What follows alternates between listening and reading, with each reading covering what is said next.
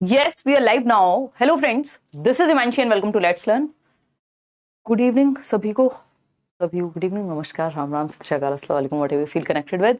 Start करेंगे आज का सेशन। ये है 7th टॉपिक, 1 नंबर निश्चित रूप से और कई सेट्स में, पेपर 2 में तो 2 नंबर में भी, इस बार ऑनलाइन एग्जाम में भी पूछा हुआ है। बेसिकली इंटेलिजेंस से आते ही 2 क्वेश्चन है मैक्सिमम, और ज्यादातर जो है 1 क्वेश्चन आता है, लेकिन फिक्स है वो क्वेश्चन।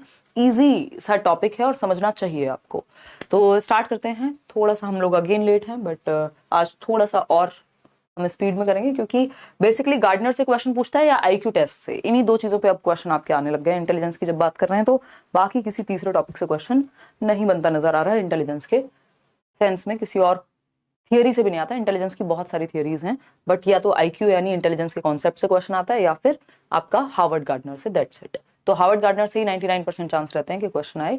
इंटेलिजेंस पे भी 1 क्वेश्चन रेयरली आता हुआ नजर आ रहा है। तो फटाफट से आप जवाब देंगे। क्वेश्चन नंबर 1 आपके सामने है, पोल में आंसर करेंगे और समझेंगे कि कहानी है क्या।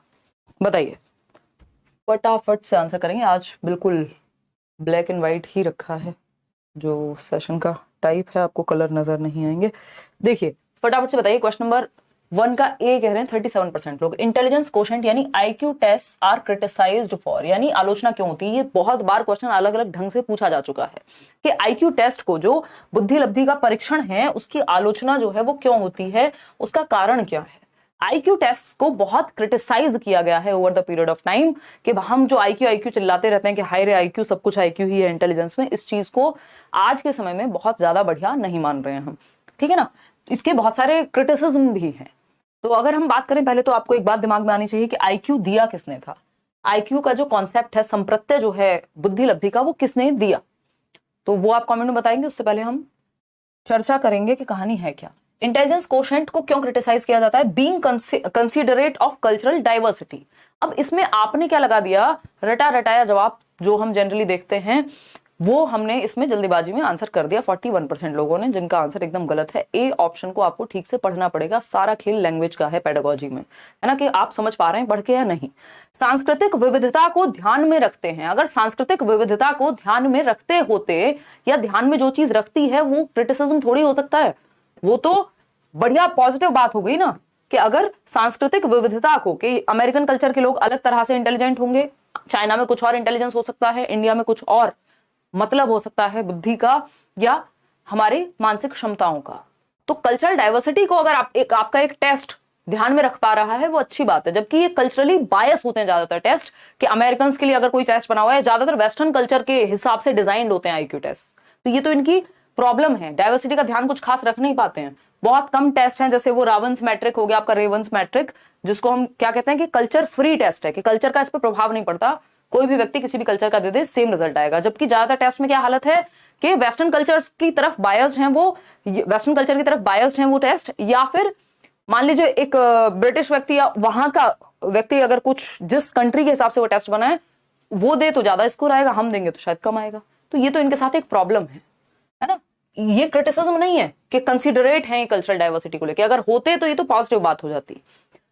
कॉन्सेप्चुअलाइजिंग intelligence as a set of different abilities, यानी बुद्धि क्या है, बहुत सारी क्षमताओं का एक समूह है, जो कि फैक्ट है, सही बात है।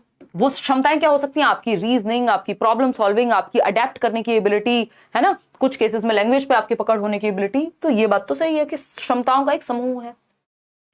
सी ऑप्शन है, ignoring the influence of environmental factors on test performance, यानी आईक्यू टेस्ट को इस बात के लिए क्रिटिसाइज किया जाता है कि ये एनवायरमेंटल इन्फ्लुएंस जो होता है आईक्यू टेस्ट या टेस्ट देते समय, एनवायरमेंट का भी तो कुछ प्रभाव पड़ेगा जिस एनवायरमेंट से आप आ रहे हैं।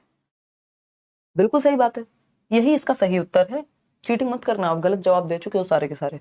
Considering social factors in measuring memory, reasoning and verbal skills, ये कोई भी नेगेटिव बात नहीं है, बाकी तीनों ही बातें पॉजिटिव हैं। जो सांस्कृतिक विविधता को ध्यान में रखेंगे तो ये तो पॉजिटिव बात होगी, क्रिटिसिज्म थोड़ी हो जाएगा। परीक्षण निष्पादन पर पर्यावरणीय कारकों के प्रभाव को नजरअंदाज कर देते हैं आईक्यू टेस्ट, ये बात एकदम सही है कि भाई जिस एनवायरमेंट से बच्चा आ रहा है, जिस सोशियो इकोनॉमिक स्टेटस से बच्चा आ रहा है, फैमिली की इनकम क्या है, उस चीज का भी प्रभाव पड़ेगा आईक्यू पे। बायोलॉजिकल प्लस जो सोशल एनवायरमेंटल फैक्टर्स हैं उनका भी प्रभाव पड़ता है, तो लॉन्ग रन में पड़े चाहे, लेकिन पड़ता है। तो बच्चा किस बैकग्राउंड से आ रहा है, किस इनकम ग्रुप से, क्या कल्चर है, किस तरह की सुविधाएं वहां, एजुकेशन अपॉर्चुनिटीज कैसी हैं, बहुत सारी चीजों का फर्क पड़ता है। लेकिन ये आईक्यू टेस्ट सबको इग्नोर कर देते हैं और बस चुपचाप से एक नंबर निकाल के दे देते हैं कि यही है इंटेलिजेंस। तो ये बात यहां गलत हो गई, बाकी बातें सही थी। यही इसका एक क्रिटिसिज्म है कि एनवायरमेंटल फैक्टर्स को तो ये नकार देते हैं कि एक व्यक्ति है जो अमेरिका में है, एक व्यक्ति है जो भारत में है, एक व्यक्ति है जिसके पास सारी चीजें हैं, तो उसकी संतान ऑफ कोर्स ज्यादा बेहतर कर पाएगी, मतलब संभावना ज्यादा है ना, वो डायरेक्शन डिस्ट्रैक्ट हो जाए बात अलग है। तो बी ऑप्शन जो है, सी ऑप्शन जो है वो सही है यहाँ, कि एनवायरमेंटल इन्फ्लुएंस को ये इग्नोर कर देते हैं कि जिस एनवायरमेंट में बच्चा है उसका भी प्रभाव पड़ेगा। क्वेश्चन नंबर 2 देखिए। अच्छा इससे पहले अच्छा दे दिया है पोल, नहीं दे दिया तो कोई बात नहीं, आप इसका आंसर कीजिए। इतने मैं आपको आईक्यू के बारे में थोड़ा सा बता देती हूँ। ये तो हमारा आज का डिस्कशन है बैच में। आईक्यू की अगर हम बात कर रहे हैं तो इंटेलिजेंस कोशेंट का जो कॉन्सेप्ट है वो दिया है किसने, बताएगा कोई? किसी का मन कर रहा है? विलियम स्टर्न ने। स्टर्नबर्ग नहीं है, स्टर्नबर्ग अलग व्यक्ति है जिन्होंने इंटेलिजेंस पे थियोरी दी है, स्टर्न ने, ठीक है, 1912 में, ठीक है जी।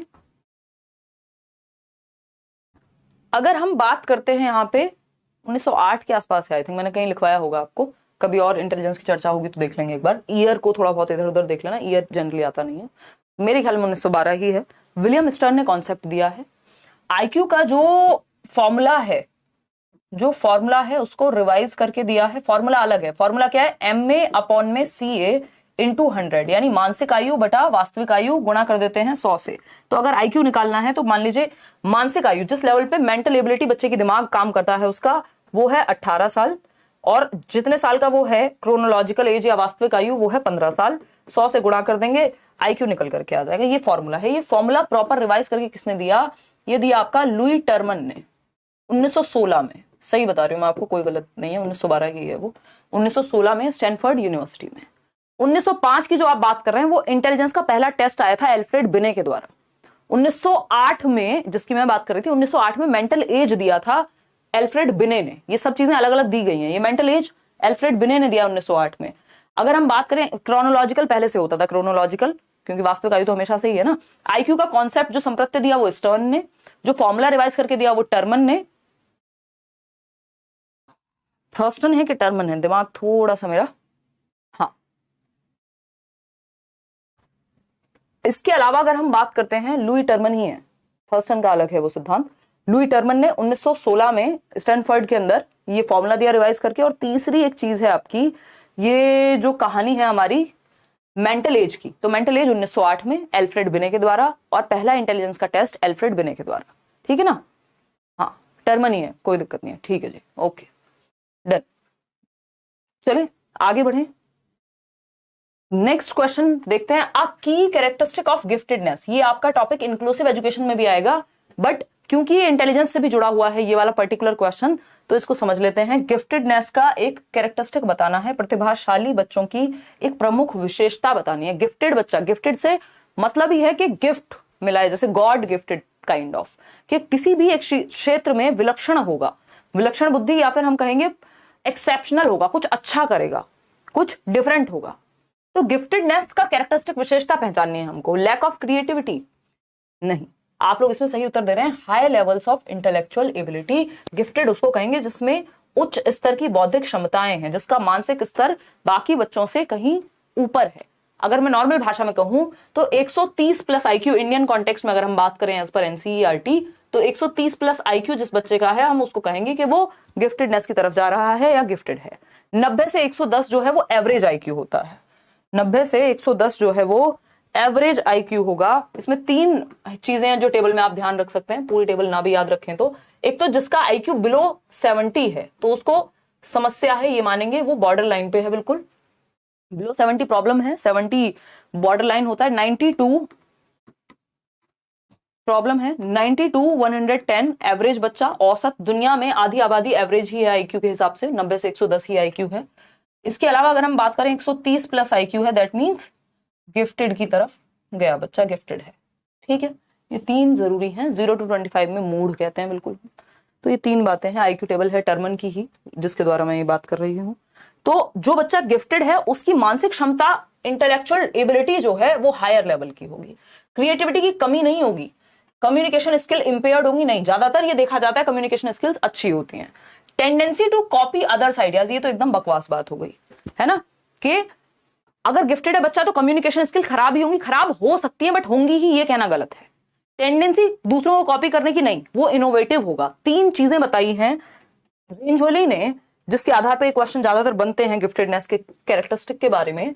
रेंजोली ने कहा है, रेंजोली एक व्यक्ति हैं जिनका एक 3 सर्कल मॉडल है, किसको लेके, गिफ्टेडनेस को लेके। 3 रिंग कह लीजिए इसको, सर्कल भी नहीं, 3 रिंग मॉडल है, जैसे आपके वो ओलंपिक्स में नहीं होते हैं रिंग, ठीक। ACC से मैंने आपको एक शॉर्ट फॉर्म दी हुई है, ACC, सीमेंट आता था ना पहले, ACC यानी हायर एबिलिटी, क्षमता ज्यादा होती है इनमें, मानसिक क्षमता जो है, higher mental ability, higher creativity, रचनात्मकता ज्यादा होती है, कुछ नया करने की क्षमता ज्यादा होती है गिफ्टेड बच्चे में, और हायर कमिटमेंट लेवल।